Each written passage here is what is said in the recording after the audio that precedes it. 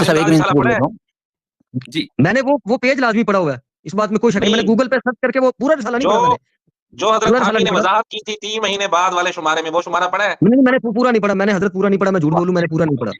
میں نے صرف وہی پیج پڑھا ہے گوگل پر سرچ یہاں کر بھی کے. آپ خاموشی اختیار کرتے ہیں کہ میں نے پورا نہیں پڑھا. نہیں، میں کہہ رہا ہوں میں نے پورا نہیں پڑھا. میں کیوں جھوٹ بولوں؟ میں نے نہیں پورا پڑھا. میں مان رہا ہوں. یہ جو مفتی صاحب پر ویڈیو بنائی ہے مکمل دیکھی ہے نا آپ نے؟ میں نے مکمل دیکھی ہے. میں نے ویڈیو دیکھیے نا مکمل. مفتی عمران صاحب وہ جو 3 مہینے بعد کی وضاحت ہے ذرا وہ بھی ذکر کر دیں. جی، حضرت تھانوی رحمۃ اللہ علیہ نے واضح طور پر لکھا ہے کہ میرے وام و گمان میں ایسی کوئی بات نہیں تھی، نعوذ باللہ کہ میں اپنی رسالت کا قول کروں یا دعویٰ کروں. میں تو حضور علیہ الصلوۃ والسلام کے ساتھ غلامی کی نسبت مجھے حاصل ہے. یہ ساری وضاحت انہوں نے کی، وضاحت کر دی. اب انشاءاللہ تعالیٰ وہ بری ذمہ ہوں گے اس مسئلے سے اگر وہ وضاحت کر کے گئے. انشاءاللہ تعالیٰ ایک منٹ مرزا کی ویب سائٹ اہل سنت پاک.com پر گستاخانہ جو حصہ ہے گستاخانہ عبارات والا، اس میں آپ دیکھیں الامداد رسالے کا یہ شمارہ جس میں یہ خواب ہے، اس میں اس نے ایک عنوان لگایا ہوا ہے مرزا نے، اشرف علی تھانوی دعوی نبوت. یہ عنوان ابھی بھی لگایا ہوا ہے. اچھا، وہ جو وضاحت والا شمارہ تھا وہ اس نے اپلوڈ نہیں کیا ہوا. کیا اس کو پتہ نہیں تھا کہ وضاحت بھی حضرت تھانوی نے کی ہوئی ہے؟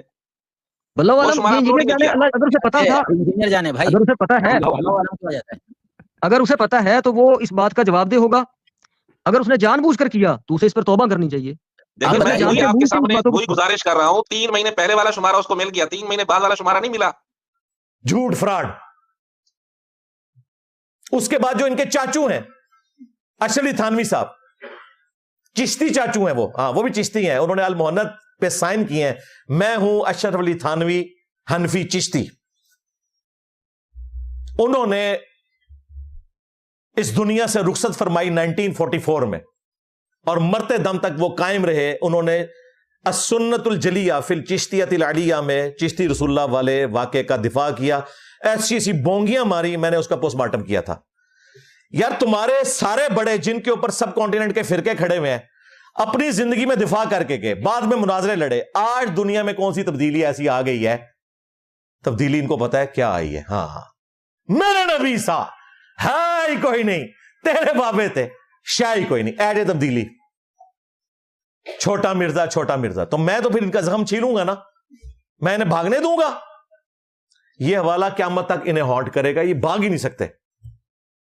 پاکستان پاک کی نسبت سے اینڈ پہ مجھ سے یہ 5 حوالے لے لیں آپ، جو میں کئی دفعہ ہائی لائٹ کر چکا ہوں. وہ کاغذی شیر کو بھی کر چکا، سعد رضوی کو جو کہتا تھا سامنے بٹھا دے، نہیں آیا. وہ مونچھوں والی سرکار بگوڑے شاہ نہیں آیا سامنے. چلو آپ کوئی چیمپئن بنے، جواب دو.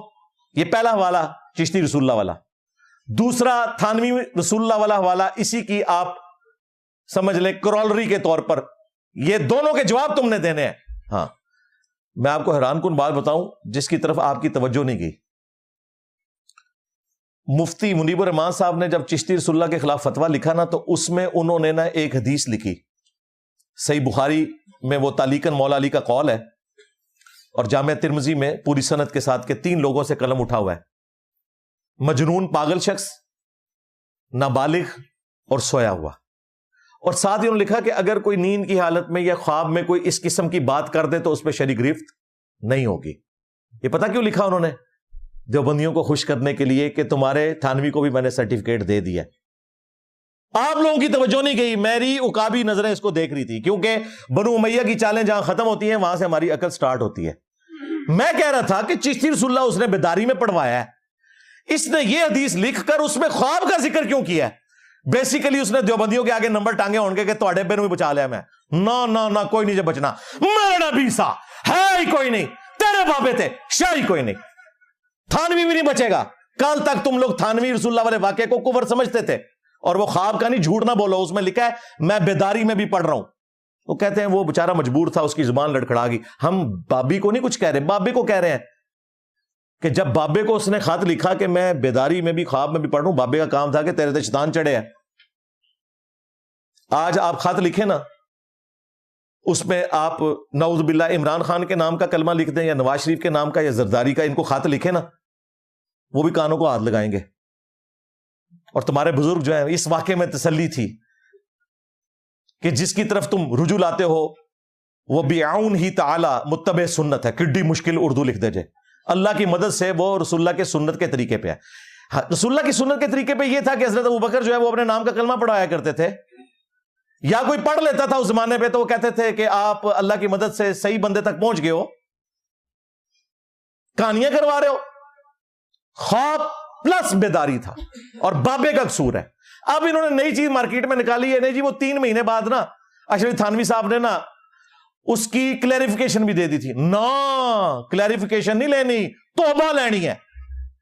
क्लैरिफिकेशन किस गाल दी?